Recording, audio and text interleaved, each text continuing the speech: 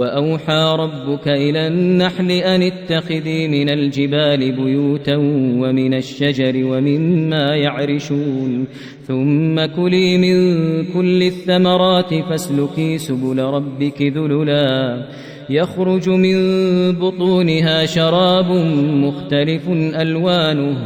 يخرج من بطونها شراب مختلف ألوانه فيه شفاء للناس إن في ذلك لآية لقوم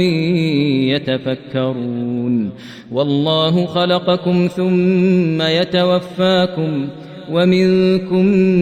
من يرد إلى أرذل العمر لكي لا يعلم بعد علم شيئا إن الله عليم قدير والله فضل بعضكم على بعض